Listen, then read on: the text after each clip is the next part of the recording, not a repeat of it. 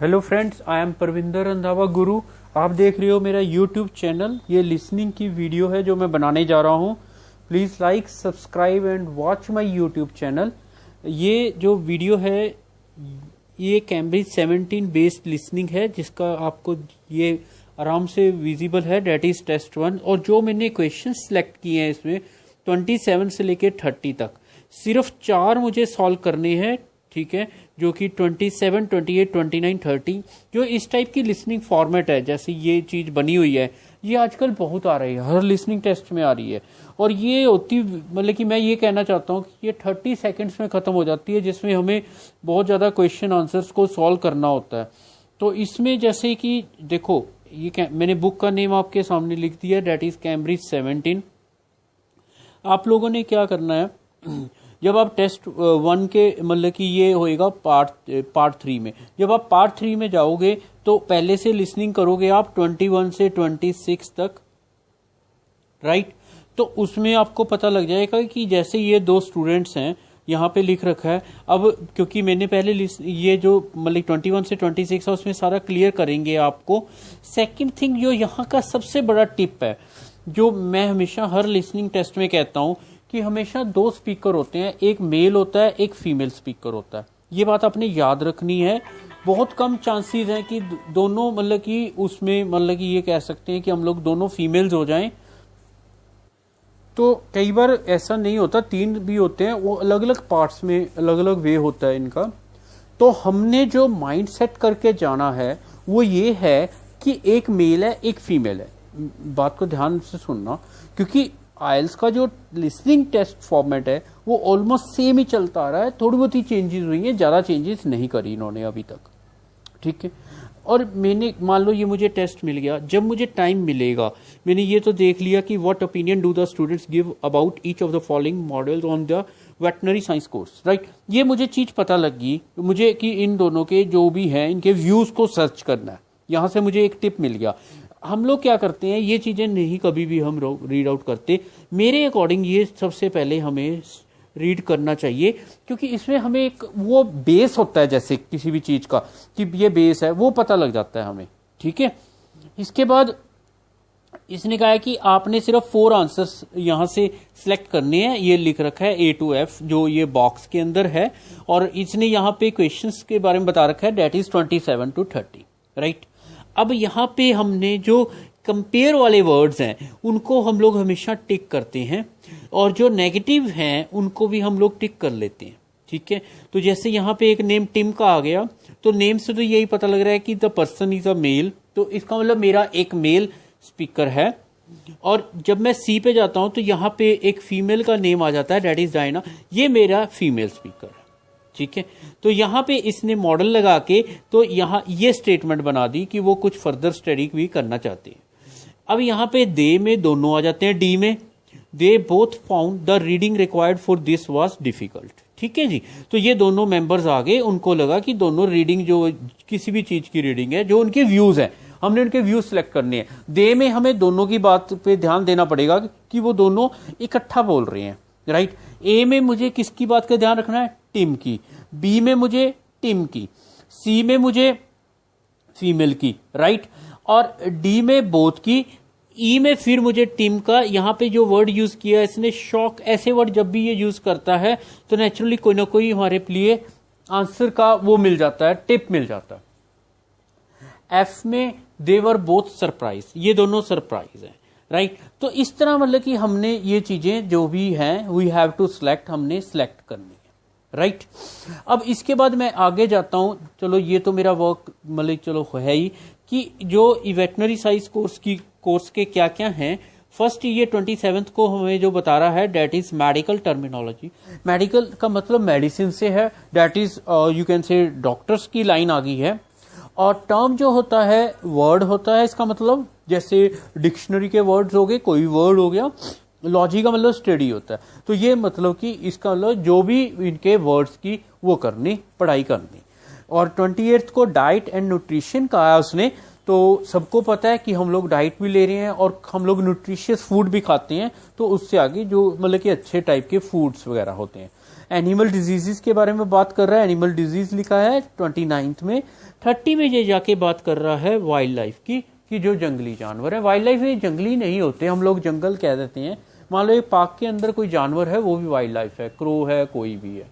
तो ये सारी चीजें मतलब कि उसमें अफेक्ट्स हो जाती हैं, राइट। अब इसमें मुझे चलो ये तो जो चलता आ रहा है आपका ये सिस्टम है, इट विल वर्क, तो हमने इसके अकॉर्डिंग अपना वर्क करना है। अब मैं क्या करूँगा, मैं लिसनिंग प्ले करूँगा। लिसनिंग प्ले करने के बाद मैं साथ के साथ वहाँ पे अंडरलाइन करूँगा कि मुझे कौन से वर्ड से लगा कि ये मेरा आंसर होना चाहिए। मेरा इसमें जो टिप है वो एक ही चीज़ के ऊपर है कि एक वर्ड के साथ मैंने आंसर ढूंढना है, कोशिश करनी है। ये मेरा टिप है, ठीक है। सो मैं ये ट्राई कर रहा हूं, तो आप लोग इसके अकॉर्डिंग वर्क कीजिए। 27 to 30. ये आपको टाइम मिला है, जिस टाइम में आपने अपना अंडरलाइन वर्क करना है।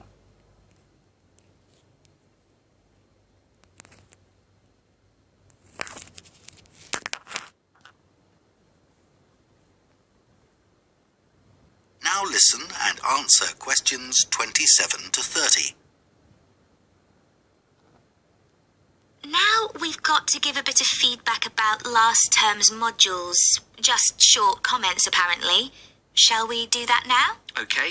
So, medical terminology. Well, my heart sank when I saw that, especially right at the beginning of the course, and I did struggle with it. I thought it'd be hard, but actually, I found it all quite straightforward. What did you think about diet and nutrition? Okay, I suppose. Do you remember what they told us about pet?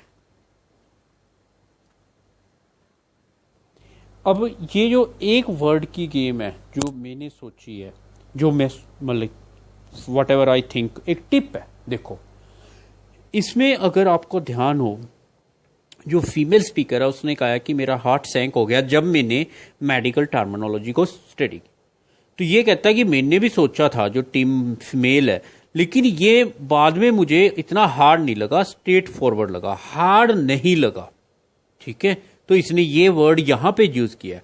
अगर आपने पहले से underline proper किया हुआ है, जैसे मैंने आपको बताया था कि आपके माइंड में, तो हार्ड का जो best synonym that is easier है कि उसको बहुत ज्यादा इजी लगा। तो ए आपका आंसर आ जाता, राइट।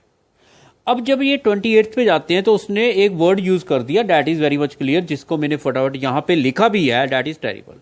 उससे आपको डायरेक्ट एकदम टिप मिल जाएगा, यहां भी नहीं है, यहां भी नहीं है, यहां भी नहीं है, एक ही वर्ड जो इसके बिल्कुल क्लोज है, जिसका क्लोज मीनिंग है, दैट इज शॉर्ट। ये आपका आंसर इसलिए बन जाता। और ये टिम ने ही बोला था, यहां भी इसकी पर्सन का नाम लिखा हुआ है। और जब हम लोग आगे जाते हैं, वो कहता है कि जो कैमल्स और वो हैं, साइंटिस्ट को इतनी ज्यादा नॉलेज नहीं है, अभी भी बहुत कम जानते हैं वो। तो यहां पे इन्होंने अब क्या किया कि जो साइंटिस्ट वर्ड है उसको यहां से डिलीट कर दिया, सिर्फ little is non about surprised. इस तरह का उन्होंने मतलब कि एकदम अपना वो दिखाया है, we can say that astonish behaviour, right. That's why F इसका आंसर है। मैं इसको रिपीट करूंगा आपके साथ दोबारा से। जो वाइल्ड लाइफ के ऊपर है, तो ये लेडी ये कह रही है, जो फीमेल स्पीकर है, कि मैं इसके ऊपर डेजिटेशन करनी। जब तुमने डेजिटेशन करनी, इसका मतलब तुमने और ज्यादा इसके ऊपर रिसर्च करनी है, जिसका एक क्लोज मीनिंग रिसर्च है। तो आप अपने आप मैच कर दोगे, दैट इज योर सी। तो ये क्या है, जो मेरे देखो कहने का मीनिंग क्या है यहां पे, कि ये सारी वन वर्ड की गेम बनाई हुई है इन्होंने। अगर आप ध्यान से सुनेंगे तो आपको एकदम आंसर मिलते जाएंगे। मैं इसको रिपीट करता हूं। अब मैंने आपके आगे आंसर्स लिख दिए, सारा वर्क कर दिया मैंने। हम लोग रिपीट करते हैं, आप सुने, उसके बाद आप जज करिए, ठीक है। 27 to 30. Now we've got to give a bit of feedback about last term's modules. Just short comments, apparently. Shall we do that now? Okay. So, medical terminology. Well, my heart sank when I saw that, especially right at the beginning of the course, and I did struggle with it. I thought it'd be hard, but actually, I found it all quite straightforward. What did you think about diet and nutrition? Okay, I suppose. Do you remember what they told us about pet food and the fact that there's such limited checking into whether or not it's contaminated?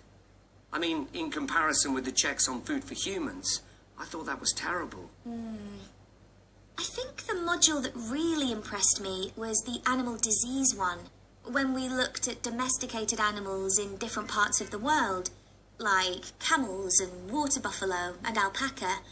The economies of so many countries depend on these, but scientists don't know much about the diseases that affect them. Yes. I thought they'd know a lot about ways of controlling and eradicating those diseases, but that's not the case at all. I loved the wildlife medication unit. Things like helping birds that have been caught in oil spills. That's something I hadn't thought about before. Yeah, I thought I might write my dissertation on something connected with that. Right. So, actually, I was thinking something along the same lines. तो ये इसके That is the end of part 3. You now have half a minute to check your answers to part 3. ये इसके final answers हैं।